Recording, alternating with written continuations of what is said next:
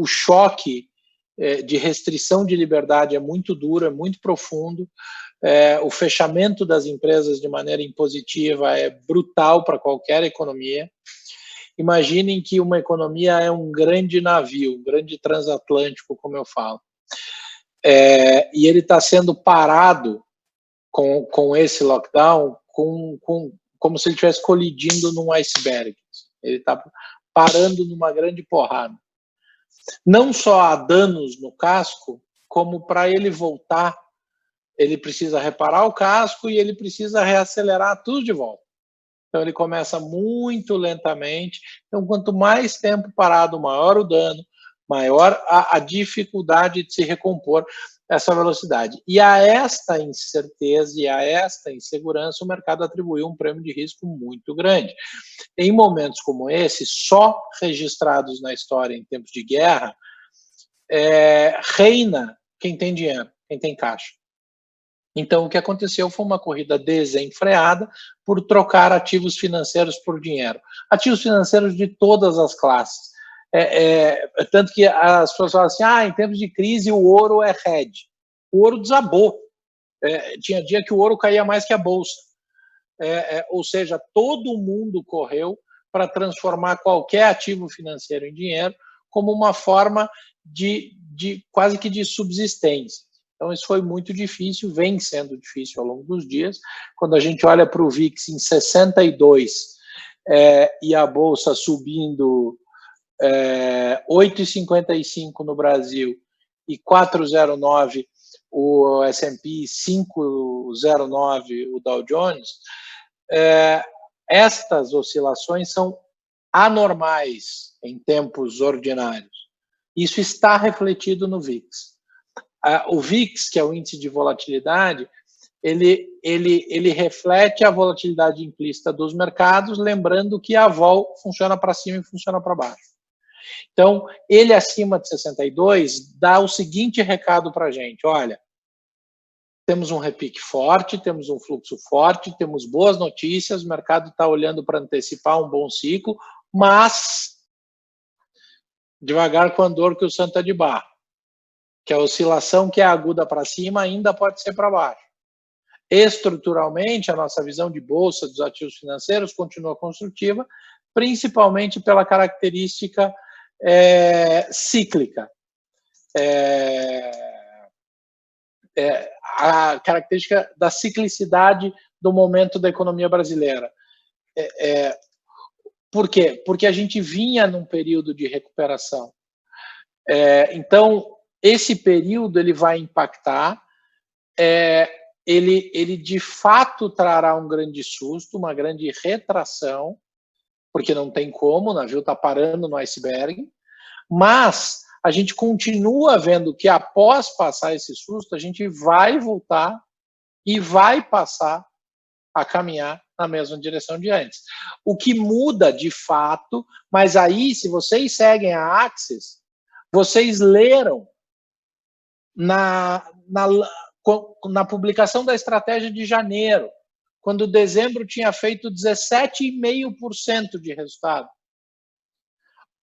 E na estratégia de fevereiro, quando janeiro tinha feito 11% versus a bolsa no negativo, eu escrevi pessoalmente, os investidores devem saber que esta performance não é normal, não é o ordinário.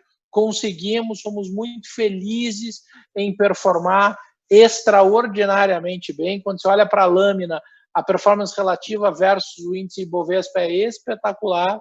Agora, a gente respeita o lucro. A gente foi lá, vendeu via varejo quase no high. Vendeu JSL quase no high. Vocês diziam, pô, mas você não acredita mais em via varejo? Você não acredita mais em JSL? Não, eu estou protegendo o seu lucro. Eu estou fazendo você colocar no bolso, rebalanceando esse portfólio. Nunca olhem para a estratégia e digam assim, mas, porra, eu vou aqui, a estratégia tem, a Axis hoje tem 3, 6, 7 ações. No nosso modelo de alocação, ela tende a manter a maior parte do tempo entre 7 a 9 ações. É o ponto ótimo que os nossos modelos apontam. Aí Diz assim, mas então eu vou vender essa aqui e vou ficar com 6. Seu portfólio vai ficar diferente. Ele não tem o mesmo modelo de risco sistêmico e de equilíbrio de risco e de oportunidade. Então, eu me sinto muito tranquilo para conversar com vocês sobre estratégia, sobre prolongamento, sobre aceleração, sobre alongamento, do horizonte temporal, para a gente capturar a performance dessas semanas concentradas de queda, porque no momento em que a estratégia estava porrando, estava destruindo o índice, estava todo mundo ganhando muito dinheiro, fui eu quem escreveu dizendo, calma, gente, esta não é a realidade, isso não é o normal. A gente vai trabalhar, a gente entrou no mês de fevereiro com 15% de caixa, ou no mês de março, com 15% de caixa. Foi março, foi. Porque eu entendia que era o momento de proteger um pouco mais a estratégia. E aí teve escritório que disse para mim, mas Dato, porra, a gente já tem várias classes de ativo em cada cliente. Você não precisa de caixa aqui. Eu falei, eu preciso. Porque o recado que eu dou na minha estratégia é de responsabilidade, de compreensão que do pote de dinheiro que você tem determinado para a Axis, eu achava que nesse momento a gente tinha que ter caixa. E a gente foi buscar capturar ele em um determinado momento do tempo. No meio desse furacão, em um dos repiques. Depois ela caiu de novo e ontem e hoje sobe em 2 porradas gigantescas. Então, assim, o investidor tem que ter pé no chão, tem que entender que se isso aqui fosse fácil, era todo mundo rico no mundo. 2, a caixinha de dinheiro que você vai alocar aqui tem que ser a caixinha que você de fato compreende o risco. Mas então o risco é só na bolsa? Para quem tem NTNB longa, hoje é um dia espetacular. Semana passada foi uma semana de terror. Título soberano. Mas não era renda fixa? Renda fixa que oscila -8, -9, -10 no dia, conforme o duration que você tem e o estresse no mercado de juros. Então, assim, gente, a grande notícia é que a gente caminha cada vez mais para uma retomada do curso normal das coisas, e ainda há uma janela de oportunidade muito importante. Eu confesso a vocês que se eu virar a minha cabeça assim, deixa eu mostrar para vocês, eu viro para o meu terminal. E aí, quando eu estou olhando para o meu terminal agora, eu vou indexar os papéis aqui e eu vejo assim, do meu grid aqui, os primeiros 10 papéis. Não faz diferença quais são, porque eles estão indexados por variação no dia. Todos os 10 papéis, sobem mais de 25% hoje. Vocês acham que isso é normal? Não é normal. Da mesma maneira que vê-los caindo 20, 22, 23 não é normal. Então, encurtar o horizonte temporal agora é obrigar a gente e vocês a acertar exatamente esse timing.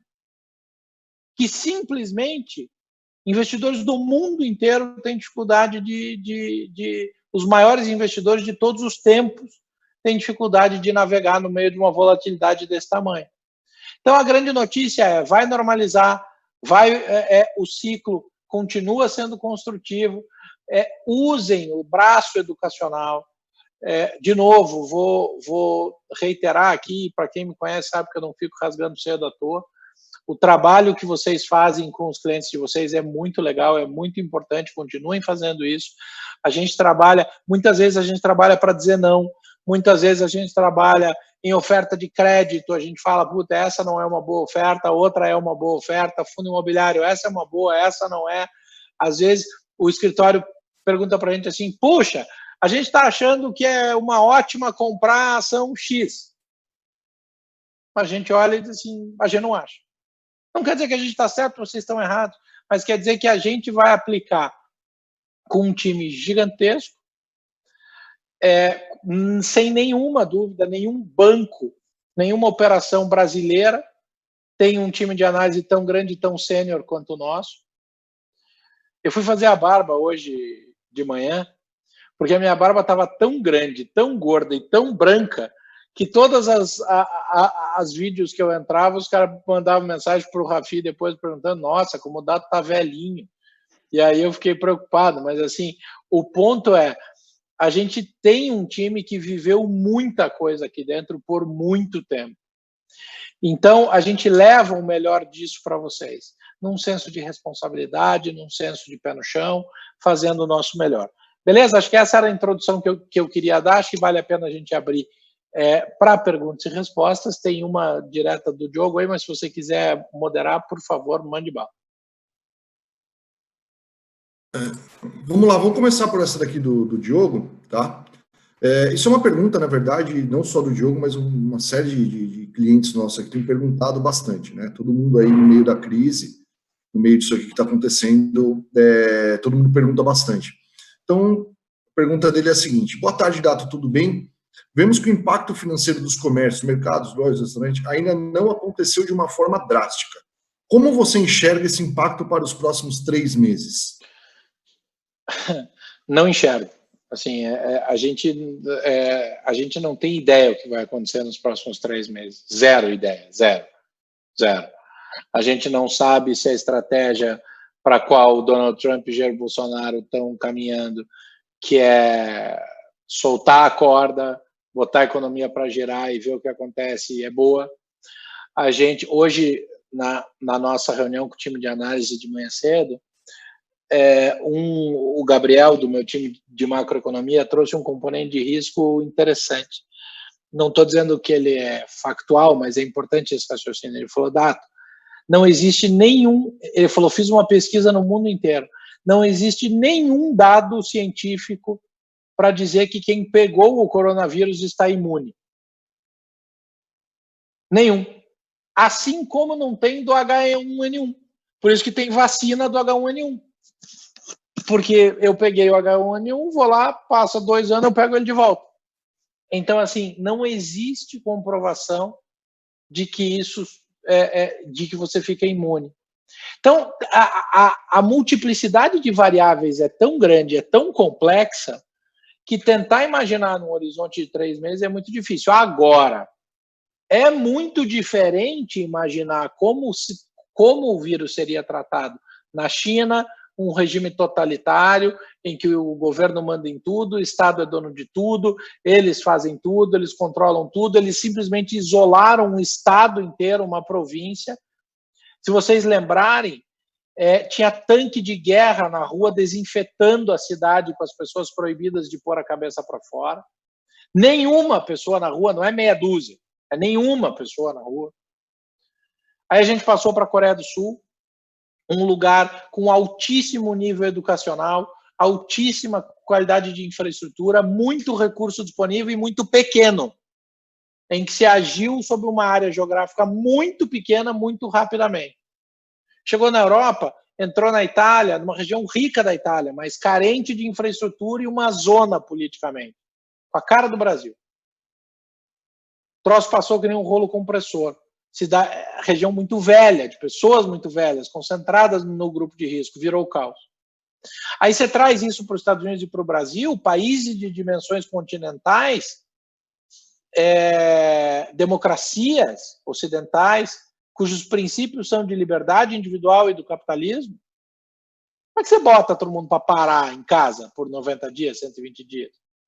Como é que você faz isso? E mais, a realidade de São Paulo é igual. O avô dos meus filhos é fazendeiro no Mato Grosso, o pai da minha ex-esposa. Cara, muito gente boa, super estudioso. Como é que esse cara... Como que eu posso dizer que o impacto que tem o shopping Iguatemi, São Paulo, é igual a fazenda dele a 75 quilômetros de Rondonópolis, no Mato Grosso? Como é que eu vou mandar esse cara parar de produzir soja e gado lá? Porque o cara, a turma que trabalha na fazenda não pode mais ir trabalhar. É diferente tratar isso. Então, é o que está acontecendo nos Estados Unidos e é o que está acontecendo aqui no Brasil em algum nível. As discussões vão começar para se desenhar um caminho. Ninguém sabe qual vai ser.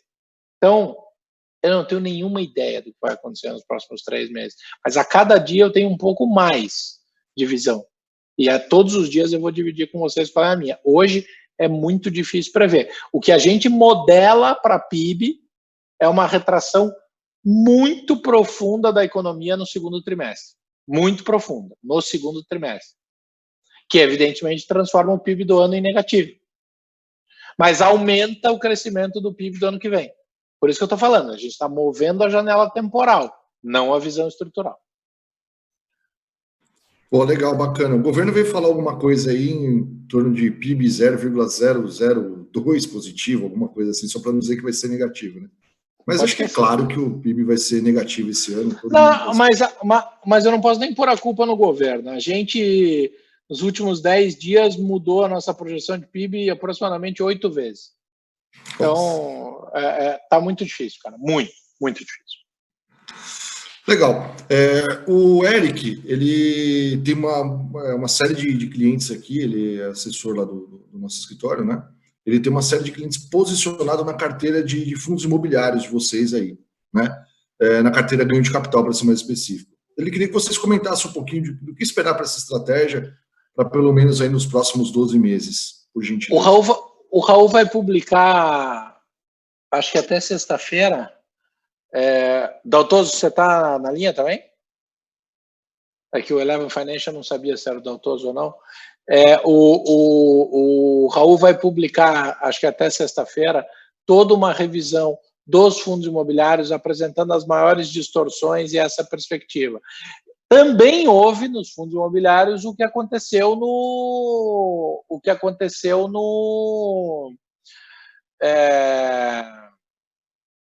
nas ações, né? Houve uma distorção muito grande, houve uma pressão vendedora muito violenta, e aí, enfim, muita coisa ficou distorcida.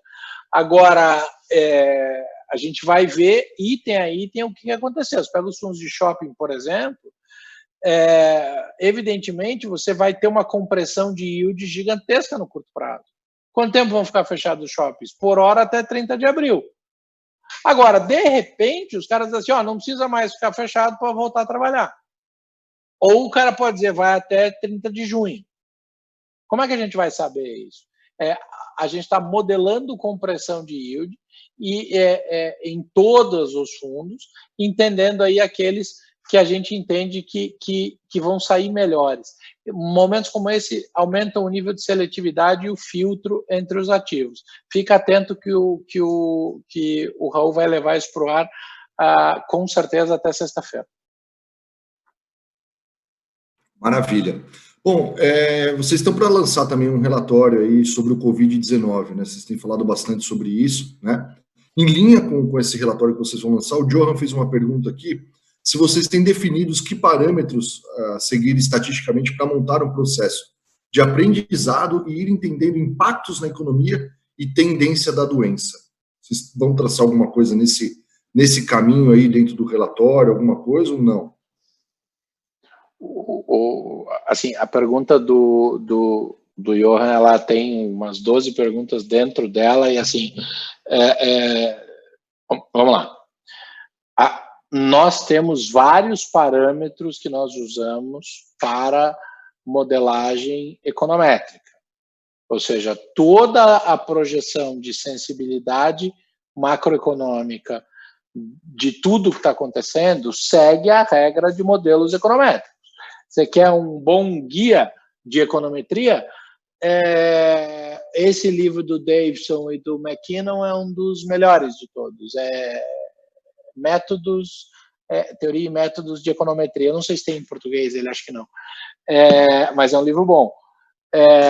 Agora, como diria um ex-chefe meu, qualquer modelo passa pelo princípio do SISO, né, que é shit in, shit out, né? Se o input estiver errado, o que vai sair vai ser ruim, né? Então, a gente trabalha com todos os dados que a gente tem disponível, a gente não inventa moda, a gente trabalha os dados disponíveis, a nossa sensibilidade das derivadas, e aí tem muita sensibilidade de experiência, e a gente trabalha com aquilo, a gente compra muita informação. A gente compra muita base de dados.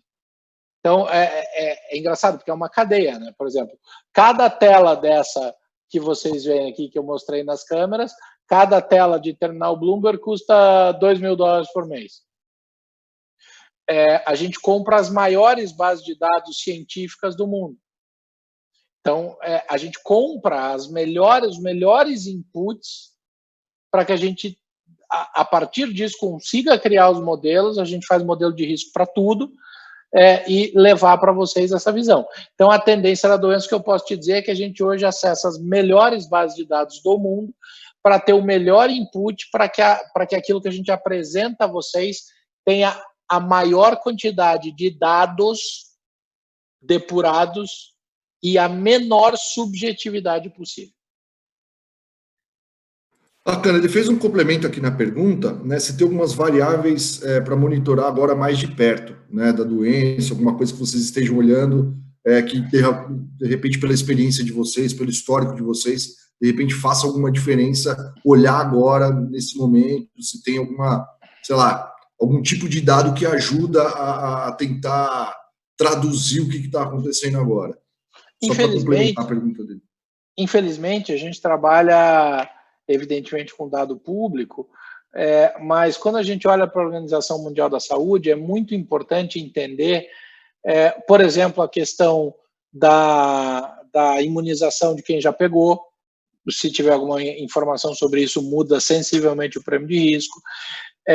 A velocidade de recuperação para cada linha de tratamento que está sendo testada também muda o prêmio de risco. Veja, temos uma crise de saúde mundial. Então, o grande holofote hoje está para a área científica. É onde a gente olha com maior sensibilidade.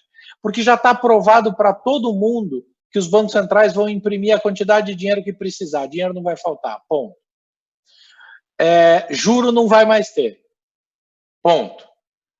Então, nas variáveis econômico-financeiras, elas estão dadas já, basicamente. A questão é, do lado da ciência, qual é o cenário de visibilidade que a gente vai ter à frente. Então, a gente acompanha muita literatura científica. Ontem eu fiz call de mais de 2 horas com um infectologista, um clínico norte-americano.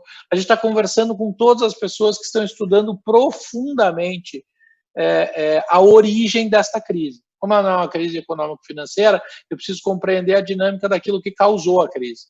E que, para a infelicidade de todos, é algo que não é a nossa especialidade. Então, o que a gente faz é trabalhar junto aos melhores do mundo, aqueles que a gente tem acesso para isso. Excelente, Dato, maravilha. Pô, realmente é uma crise diferente do que a gente viveu em 2008. Né? Total. Totalmente diferente, é uma coisa que eu acho que na economia moderna aqui que a gente tem vivido agora não teve nada parecido. E é difícil a gente colher dados e se comportar de uma forma ou de outra olhando a crise anterior. Né? Cada uma tem suas peculiaridades e a sua forma aí da gente sair dela. O Fabrício, ele fez uma pergunta aqui, que é a famosa pergunta de $1 milhão, né? Em quanto tempo vocês estimam a volta dos índices de bolsa, os papéis das principais empresas que perderam valor, como Petrobras, Via Varejo, Magalu, entre outras, né? Eu não trabalharia com um horizonte temporal menor que 12 meses. Ele pode acontecer? Pode, mas não põe o seu dinheiro esperando menor do que 12 meses. Não ponha. Deixa eu entrar nesse assunto, que eu... Entende um pouquinho mais do que eu de fluxo. Ricardo, deixa eu aproveitar e entrar nesse assunto. Acho que, cara, que vem da questão anterior e vem um pouco da resposta. Porque crise vai e vem, a gente já sabe que essa crise vai passar, a gente também sabe. O problema é que, e agora eu já vivi com mais essa, então eu coloco mais uma nas costas, então já sinto com bagagem suficiente para falar e entender a dinâmica, principalmente comportamental do dia a dia, que eu sempre trabalhei no mundo do varejo para essas crises que eu vivi, que passa a crise, vai e vem crise, e as perguntas continuam sendo as mesmas, no sentido de quais são os melhores papéis para comprar,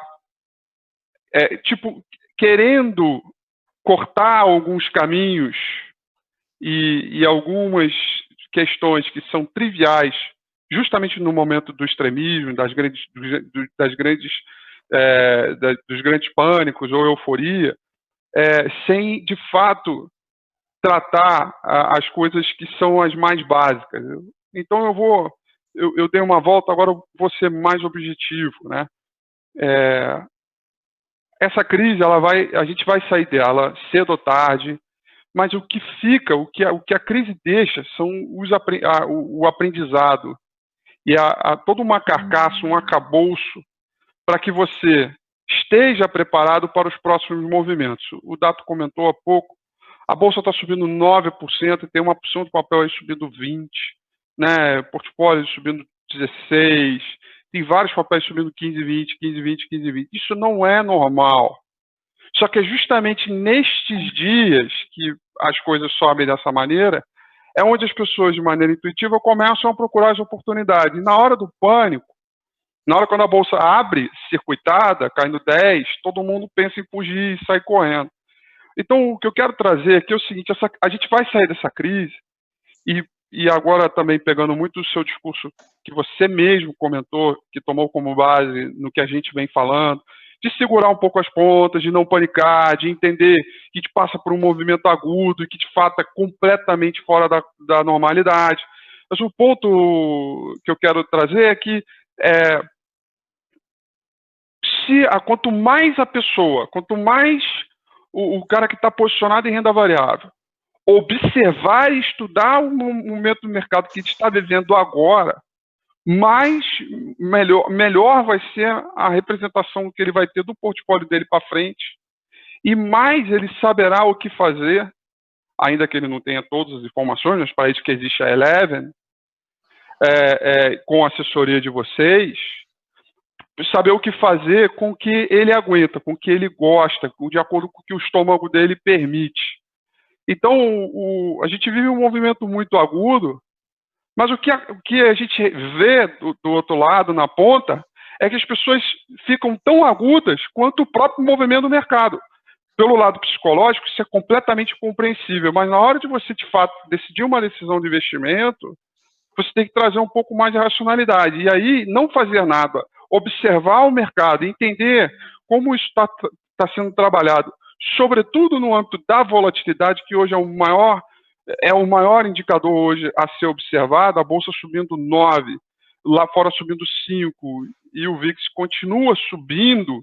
Quer dizer, há ainda um prêmio de risco embutido no mercado e que as pessoas pouco veem, e aí hoje está tudo bem, amanhã a Bolsa cai 7, por alguma razão seja qualquer, volta o mesmo discurso de fim do mundo, porque a gente sai do paraíso ao inferno e vice-versa de uma velocidade muito grande. Então, o que a gente prega quando a gente faz as nossas análises e tenta modelar? Sempre buscar um pouco de neutralidade. Você não ficar tão eufórico, mas também nem tão pessimista. E essa observação, essa constante observação do processo do mercado ao longo do tempo, vai trazendo uma carga de informação que isso vai juntando com você, e aí sim, você consegue montar, na medida daquilo que você aguenta, do que você gosta, do que está no seu perfil, o seu portfólio ideal para você seguir com essa recuperação de mercado. A boa notícia é que a gente vai sair dessa, eu não tenho dúvida. Agora, a má notícia, e que geralmente é o que as pessoas querem encurtar, ou buscar um caminho mais rápido, querer saber os papéis nítidos, aqueles óbvios, aqueles que vão subir, que não vai cair mais, e que, poxa, agora acabou a crise, e na verdade a gente não tem propriamente essas respostas pelo nível extremo que a gente vive e pela tamanha incerteza que hoje é colocada de maneira estatística em cima da volatilidade, sobre tudo que está acontecendo, né? Então é um dia após o outro, cara. Eu venho falando aqui, é matar um dragãozinho por vez. A gente está trabalhando bastante para selecionar alguns ativos que começam a encontrar racionalidade baseado naquilo que as empresas vêm fazendo. Então, no modelo tem, por exemplo, nas varejistas, de ver como é que o top line dela foi ou vai ser, como é que está a estrutura de caixa, governança, tudo para ela aguentar ou não essa crise, para a gente poder encontrar a racionalidade na saída dela. Mas depois, quando normalizar, boas empresas continuam sendo boas, refletindo no lucro lá para baixo ou para cima, um pouco mais ou um pouco menos, né? Então, é entender. Eu acho que quanto mais a gente puder observar esse movimento e ir entrando no mercado aos poucos, devagar, a gente sai dela e sai um pouco dessa vol do dia a dia. Não há pergunta para uma pergunta mágica para uma resposta mágica. A tal da bala de prata, nesse momento, é muito difícil. É muito difícil. Muita gente hoje me perguntou se ontem dava para ver que hoje ia subir 9. Sim, dava, mas também na mesma proporção podia cair 9 também, pelo nível de estresse que a gente vive. Está num momento de bom humor, mas pode virar ainda. Se a gente não entrou, a gente não está naquele estágio, naquele ciclo que nós estávamos anteriormente. Isso não, eu falo, interrompendo, Rafi, eu falo super tranquilo. Acabei de entrar na sala do Rafi 5 minutos antes dessa live começar e falei para ele, em bom português, né? Eu falei, puta, cagamos hoje. Porque a gente achou na nossa reunião interna, só eu e ele de manhã, só eu e o Rafi de manhã, pós-abertura de mercado, a gente falou, pode ter exaustão no mercado, a bolsa subia cerca de 3%.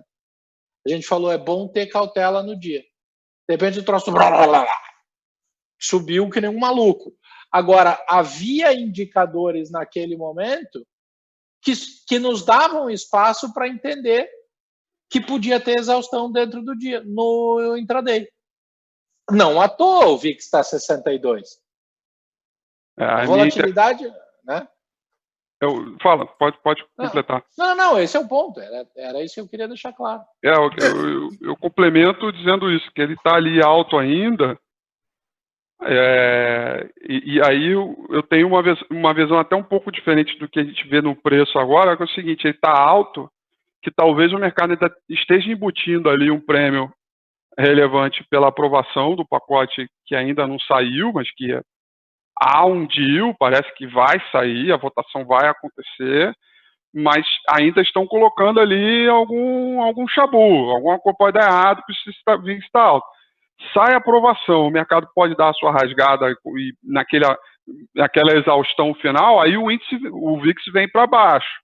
Aí sim, aí a gente, peraí, aliviou o VIX subindo ou caindo a bolsa, a gente já tem um prêmio de risco um pouquinho menor para tomada de posição ou buscar segurança, etc. Então é ótimo, é maravilhoso a gente ver o mercado subindo da maneira como está, alivia bastante os indicadores, aqui o movimento de sobrevenda, de exaustão, falado nos dois últimos domingos com a Rafi, de fato estão se materializando com as altas de ontem e de hoje, mas não definem tendência ou aquele fluxo que seria estrutural. A gente tem uma corrida de ninguém quer ser o último, para depois as coisas começarem a se encontrar, e explica bastante, na minha avaliação, sobre o que está acontecendo hoje. Valeu, Rafi. Vamos dar sequência nas perguntas, só porque tem muita coisa e eu fico preocupado de não dar tempo da gente responder. Isso aqui, eu acho que essa explicação de vocês aqui, eu acho que já ficou mais do que claro aqui para a Aparecida, né? Que ela mandou uma pergunta aqui, que ela é uma cliente da XP. Sim. Essa loucura, eu acho que isso aqui já assim, ela tem que ter o horizonte de carteira dela, o momento de entrada e tudo mais, não é por conta de uma subida ou de uma descida que a gente vai ficar preocupado com o momento de ir com a boiada ou não. Acho que ficou bem explicado essa parte aí com vocês. Tá? Eu queria só falar uma coisa na pergunta do Luiz Guido, que ele diz assim, com esse VIX ainda muito alto, não faz mais sentido somente observar e deixar para, de fato, comprar quando o VIX diminuir para algo em torno de 20 a 25? Luiz, vou falar o que eu disse no começo. Se você tem o capital destinado para investimento e o horizonte temporal entre 12 a 24 meses para capturar a performance, a hora de comprar é quando está tudo muito barato ainda. O VIX só tende a voltar e estabilizar lá embaixo quando já tiver normalizado e der os preços correndo na frente. Então, exato. É o tal da ideia do risco-retorno. A gente fala do VIX, mas obviamente quando ele voltar para 20, 15, os preços já vão estar lá em cima. Quer dizer, não, o seguro está barato demais, o preço sobe bastante. Então, você tem uma linha tênue ali, você tem o 80, que é um pânico generalizado, 70, 60 aliviando um pouco, 60 até 40, você tem o que está bom, vamos lá, não posso perder tempo. Porque quando chegar no 20, aí a gente já tem um sinal de materialização.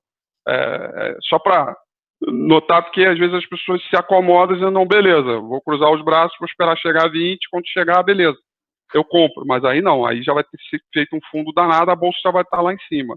É a relação inversa sobre a questão de segurança, seguro versus aplicação de bolsa. Não, legal, porque a gente teve essas perguntas aqui que estão muito em linha com o que a gente já estava falando já de movimentos de bolsa e VIX e tudo mais, né? O Joe tinha feito uma pergunta anterior aqui que acabou passando para a gente poder conectar os assuntos, tá? Ele falou que amanhã teremos números de como se movimentou o desemprego nessa semana. Vocês estão com alguma ideia sobre isso e que reações esperar do mercado? Esse número mexe muito agora ou não? É mais número governamental? É mais número de quanto que vai ter de estímulo na economia? A gente espera um spike gigantesco no número de pedidos de seguro-desemprego nos Estados Unidos, até porque o processo lá é completamente diferente. No Brasil, a gente ajustou a projeção de taxa de desemprego para o final do ano para perto de 12,5%. A gente fechou o ano passado em 11%, ou seja, a gente vai para um momento pior do que 12,5% para fechar o ano em 12,5%. Essa é a nossa realidade. Evidentemente, a sensibilidade disso é o tempo que as coisas ficarem paradas. Bacana.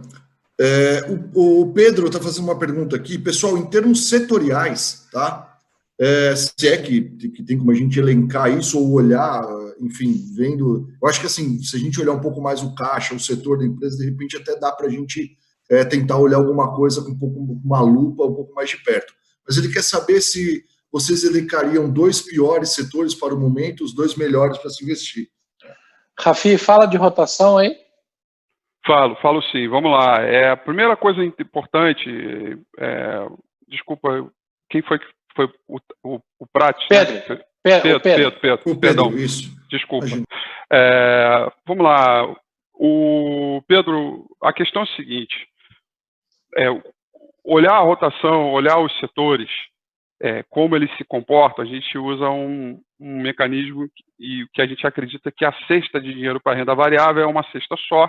Então, à medida do momento que você sai de algum papel ou algum setor específico, esse dinheiro ele entra para outro papel ou para outro específico, de modo que você faça essa rotação mais, digamos, eficiente, né? De acordo com a performance, de acordo com o que está no índice Bovespa. Veja, vamos lá. Os setores mais defensivos, tradicionalmente, são aqueles setores que você acaba correndo no momento em que o mercado está buscando caixa, no mercado está buscando se proteger devido a um pânico generalizado, são os setores, né, de energia elétrica, utilidade pública, distribuição de energia elétrica, são aqueles papéis que pagam aí dividendos e que tem uma estrutura de caixa mais firme. Isso é clássico para todo o mundo, tá? E o que é curioso é que o que aconteceu no Brasil aconteceu também nos Estados Unidos, que foi na hora do pânico generalizado, ou os setores mais defensivos, que são utilidade pública e energia elétrica, acabaram defendendo mais a queda, e aí eu não estou dizendo que eles não caíram, pelo contrário, eles caíram, mas caíram menos do que o Ibovespa no geral. E os setores mais cíclicos, né, os mais ligados à commodity, atividade econômica na veia, ou aqueles que têm mais relação ali com dólar, o mais ligado à economia doméstica, que tomaram ali o baque inicial, foram os que mais caíram. Então, nesse momento em que houve, né, essa mudança de nível de maneira muito forte, o maior drawdown, o mais rápido drawdown da história das bolsas no mundo inteiro, tudo veio ladeira abaixo, mas sempre com aquela proporção de que caiu mais, que caiu menos em relação ao Ibovespa. Hoje, eu vejo o setor financeiro buscando uma performance relativa melhor do que o próprio mercado. Essa visão eu já tinha antes de acontecer, antes de dar o sell-off, antes de vir o pânico, porque ele já estava se armando para isso. Olhando para um horizonte mais longo, os bancos, de uma maneira geral, já vinham sofrendo bastante e caindo muito mais do que o índice Bovespa, que os papéis no geral, por conta dessa discussão do fintech, que é um outro lado que ficou agora apagado em função do Covid. mas isso vai voltar em algum momento, e agora são eles que estão buscando um movimento um pouco mais forte. Agora, em paralelo, a gente tem as grandes PX, o mercado panicou de uma série de ações, de ativos, Azul, eu acho que é um belo caso, Movida, Login, entre Via Varejo, vários ativos que, independente do setor dele, houve ali sim um caso muito forte e agora eles começam a aliviar. Então, respondendo objetivamente, os setores que mais defenderam a queda hoje começam a apresentar uma performance relativa ruim e os que mais caíram começam a apresentar um ganho um pouquinho maior, com destaque para o setor financeiro, está mais nítido para mim, e agora, com essa alta de hoje, o consumo e varejo volta também a querer brigar ali para um movimento. Quando é que a gente vai ver um crescimento de unidade, uma rotação perfeita?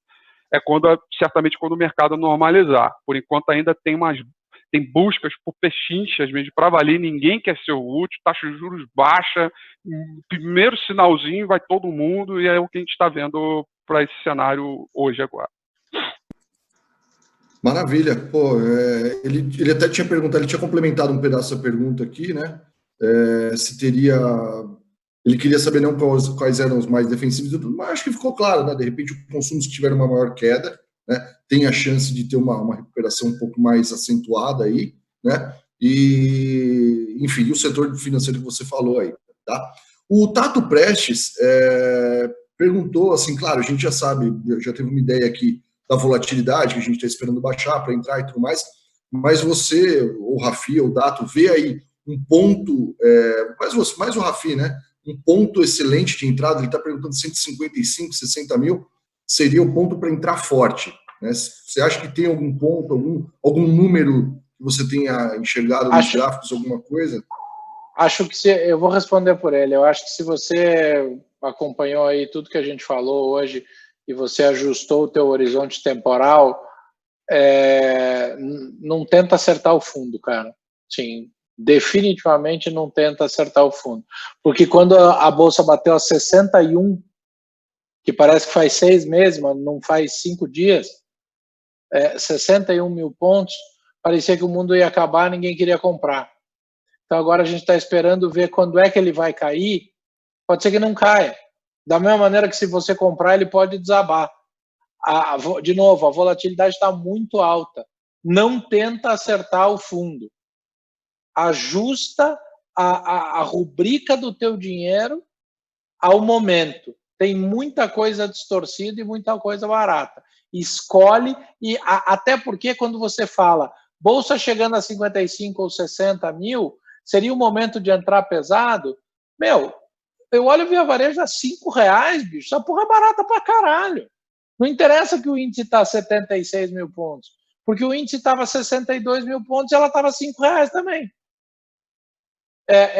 Então, assim, não olha para o nível do índice para tomar a tua decisão.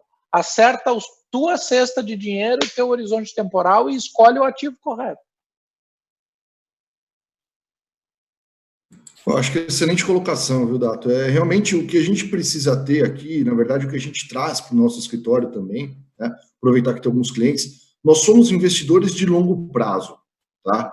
A nossa cabeça aqui é o quê? É seguir as orientações da Eleven, é seguir as carteiras do Rafi, é seguir os portfólios que ele tem lá, só que nós olhamos isso aqui sempre por um horizonte de longo prazo, né? E até a gente, dentro do nosso discurso, a gente costuma colocar para o nosso cliente que nós não vamos ganhar dinheiro em todos os momentos de mercado. Subiu 5, a gente ganhou, caiu 3, a gente estava protegido, ganhamos mais um pouquinho e ganhamos de novo.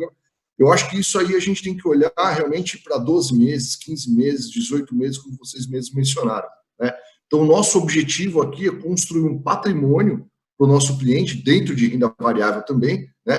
Construir um patrimônio para o nosso cliente para que daqui alguns anos ele olhe e isso se multiplicar de alguma forma. E como vocês bem mencionaram, né, tem muita coisa descontada agora. Acertar o fundo do poço, eu acho que não é o mais importante agora. Acho que o mais importante agora é construir um patrimônio, né? Então, como você bem disse, poxa, Via Varejo, caramba, está num preço bom, está muito barata. né? E eu acho que vai vir mais alguma coisa, mais algum tipo de análise, de repente, de vocês aí, de alguma empresa que esteja com caixa forte, num setor bacana, que está bem descontado, que vale a pena entrar. Então, esse tipo de coisa, realmente, a gente tenta incutir aqui dentro do nosso dia a dia de investimento e passar para o nosso cliente que realmente isso aqui é algo de longo prazo, né? Então, eu queria realmente agradecer vocês aí pela presença, né? Acho que a gente está bem perto do final aqui do nosso tempo. Eu gostaria de fazer uma pergunta, Dato, para você aí. Você acha que, só para a gente tentar terminar aqui, você acha que toda essa impressão de dinheiro que está tendo no mundo inteiro, com todo mundo jorrando grana na economia, você acha que a gente vai ter o que você espera disso lá na frente? A gente já teve isso na crise de 2008, né? Mas era uma crise de liquidez. Você acha que, de repente, lá na frente vai ter o quê? Uma alta de taxa de juros? O juro vai ter que voltar de alguma forma? Como é que eles vão tirar esse excesso de liquidez no mercado lá na frente, por favor? Perguntei pessoalmente para um dos maiores formuladores de política monetária do mundo, Mark Spiegel, ex-presidente do Fed de São Francisco, almoçando com ele dentro de uma reunião que o grupo que eu faço parte no Banco Central fez. Aliás, que isso me permitiu ter recentemente, nos últimos 18 meses, aí, com 2 presidentes do Fed, Mark Spiegel e o William Dudley, do Fed de Nova York. Eu fiz exatamente a sua pergunta para ele. Como é que o Fed roda os modelos de reversão dessa enxurrada de liquidez? E ele, que é um senhor ultra protocolar, com a cara de um central banker, conjuga verbo, fala tudo certinho, muito educado, olhou para mim e disse assim: eles não têm uma puta ideia. Ou seja, não sei, cara. Não sei. E, um dia a gente pode marcar uma live só para falar sobre liquidez. Em uma década, desde 2008, um pouco mais, é definitivamente o tema ao qual eu dediquei mais tempo estudando em toda a minha carreira. Não tenho resposta para isso. Eu tenho suspeitas, e aí a gente pode marcar uma live e bate um papo longo sobre isso. Mas eu não tenho, eu tenho suspeitas, são modelos, são atribuições de probabilidade, isso passa por endereçar quantos trilhões e quanto estes trilhões alocados em juros negativos significam do capital total, quanto que o balanço dos bancos depende de liquidez circulante, qual é o teste de estresse que se faz com o balanço dos bancos centrais para entender a velocidade que ele pode fazer o unwind dentro do balanço deles. É longo pra cacete, cara, mas assim, eu acho que quando a Júlia, minha filha, que tem 10 anos, ou o Pedro, que tem 7, se um dia eles quiserem sentar nessa empresa aqui e trabalhar nisso aqui, acho que eles vão ter que lidar com essa encrenca, cara. Mas daí eu acho que eu vou estar velho demais. Caramba, que beleza, pô. Assim, estamos nos últimos 4, 5 minutos aqui de live. Queria saber se vocês, claro, agradecer vocês, óbvio. Queria saber se vocês têm alguma consideração final aí para fazer para a gente. Dar um insight, de repente, quando sai esse relatório do Covid, alguma coisa aí. Cara, eu vou ser super sincero. A gente tem o relatório do Covid, toda a parte de equities e de renda fixa está pronto há bastante tempo. O time de equities e de crédito está puto com a gente, porque a parte macro está muito difícil, muito, muito difícil. Agora a gente definiu qual é o cenário que a gente vai levar nele. A gente definiu isso ontem à noite, eu, Tomás e o Gabriel.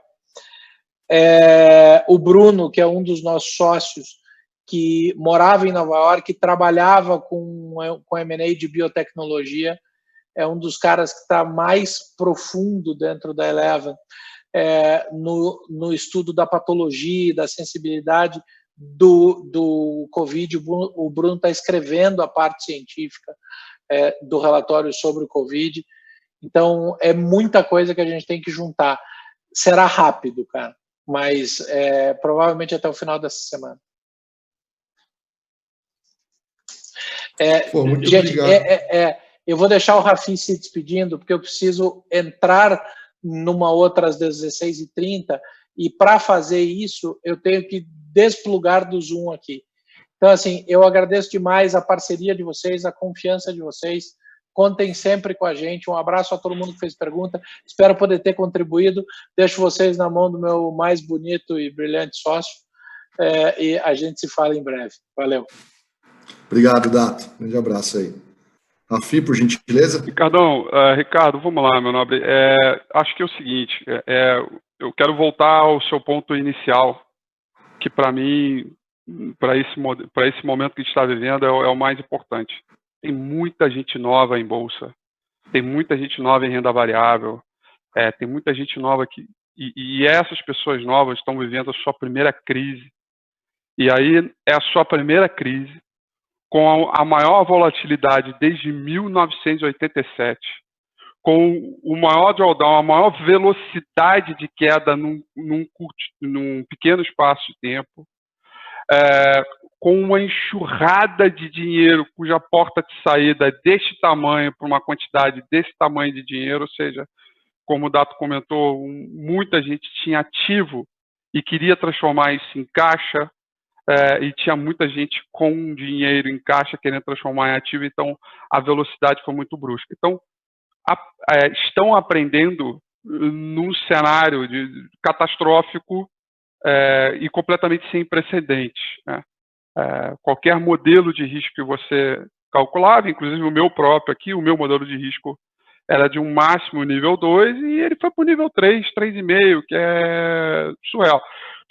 Para ter uma outra, para a gente ter uma outra ideia para quantificar o drama de tudo isso, o PL do Ibovespa, ele estava quase ali 3 vezes, 3 desvios da média dos últimos 12 meses, e em 2 semanas, 3 semanas, ele foi para o terceiro desvio, 3 desvios para cima, ele foi para o terceiro desvio para baixo. Então, assim, desabou tudo. E aí, eu falando nesse sentido, e com essas pessoas que estão aqui assistindo a gente, e que estão trabalhando o mercado de ações pela primeira vez, é que, a cesta de dinheiro no mercado em renda variável, ela não pode ser o dinheiro para pagar a conta do final do mês. 2, cada um tem um nível, um perfil de risco diferente, então você precisa montar a quantidade de dinheiro que você vai alocar baseado neste nível, e aí uma vez que você conhece essa queda, você já sabe quais são os limites dele, e aí você consegue limitar. E a terceira e última é que é o seguinte: sairemos dessa bem melhor, principalmente para quem estudar esse movimento, quem estudar o que está acontecendo agora, porque daí você vai ter uma qualidade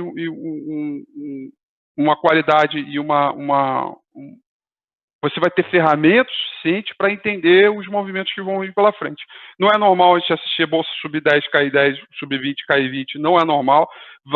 Isso vai entrar para a normalidade, a vol diminui, a gente entra para um ambiente melhor, e aí usem a Eleven para ser o instrumento de análise, mas na hora do vamos ver, através de você executar a ordem, da assessoria de vocês, é a questão de você determinar esse perfil para que você possa sobreviver em mares que poderão voltar a ficar agitados. Obviamente, não imagino uma crise desta magnitude repetindo. A última que a gente teve foi em 2008, né? Então passou aí alguns anos para ter uma outra dessa. Então a gente vai ter altos e baixos, mas não uma crise dessa como muito, muito, muito severa. Para que você, ao longo do tempo, ajuste essas posições e aí forme patrimônio. As pessoas estão tendo a oportunidade de enxergar a bolsa pelo seu jeito mais primitivo, fazer compras de empresas boas, que são bem administradas, que têm gestão no sentido de transparência, que sabem lidar com o seu negócio, que não estão alavancadas, que lidam com o seu dia a dia. fazendo esse mecanismo, estudar o mercado desta maneira, eu não tenho dúvidas que a gente sai dessa melhor, mais posicionado no sentido destas companhias, e a gente vai conseguir surfar um outro movimento, que vai ser lá na frente, eu não tenho a menor ideia quando vai ser, de euforia, mas quando essa euforia chegar, você vai saber exatamente no momento, ou para onde fugir, ou onde está alocado, justamente essas empresas que fizeram, estão fazendo o seu dever de casa no momento desse de crise.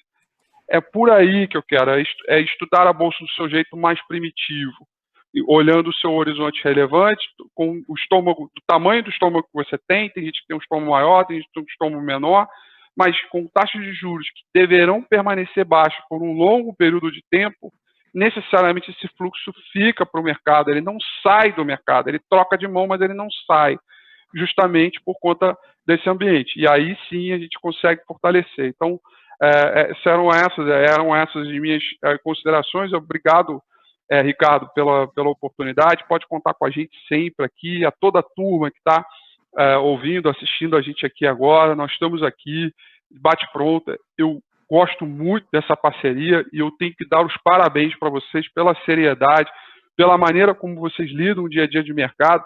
A gente aqui recebe uma bateria de perguntas dos escritórios, assessorias do Brasil inteiro. A gente consigo ver com profundidade aquele assessor, aquele cara sério que está querendo cuidar do teu cliente, entender a dinâmica dele, e posso falar aqui de boca cheia. Vocês estão de parabéns, contem com a gente, essa parceria para a gente é importante, e quando precisar, e toda a turma aí precisar, nós estaremos aqui. Muito obrigado. Bom, eu que agradeço, Rafi, de verdade, a participação de vocês. Eu só queria fazer um complemento, porque eu também vivi a crise de 2008, também estava numa mesa de operação, né? Só que lá a gente tinha a prerrogativa de ter uma taxa de juros muito maior do que a gente tem hoje, né? Então, o pessoal podia se esconder. Pô, eu perdi 30 aqui na crise, tá bom, vou para a taxa de juros, 1 ano e meio, 2, eu recupero tudo, né? Agora a gente não tem mais essa prerrogativa. Então, realmente, uma casa como vocês, né, de análise, convida os clientes o quê? A realmente estudar, realmente olhar, realmente saber onde está colocando o dinheiro, né? Por quê? Porque agora a gente não tem mais uma taxa de juros aí, o juro real provavelmente já está negativo, né? Com a inflação que a gente tem aí, mas enfim. Então agora realmente a gente tem que saber, a gente tem que entender, a gente tem que usar esse tipo de inteligência de casas de análise como o da Eleven, né? Para a gente construir o nosso patrimônio, né? Os juros acabou, o antigo rentista que a gente tinha aqui no Brasil acabou. Mas é isso, Rafi, pô, muito obrigado aí, agradeço a todos aí, a equipe da Eleven, todo mundo aí por trazer a gente. Muito obrigado pelos elogios aí que vocês teceram a nós aí, ó. Realmente, tanto nós como todos os assessores da casa, falo por todos, também entendemos o profissionalismo e a profundidade e o respeito com que vocês tratam, não só conosco, mas com nossos clientes também. Pessoal, de verdade aí a todos os clientes, a todos os presentes, muito obrigado a todos aí. Espero que possamos fazer mais isso aqui. Até o Eric comentou lá que a gente já pode agendar com data aquela live para bater um papo sobre liquidez mundial. E vamos ver se a próxima, a gente passando isso tudo aqui, a gente consegue falar sobre isso. Muito obrigado a todos aí, um grande abraço, uma boa tarde aí. Bom, tchau, tchau. Obrigado.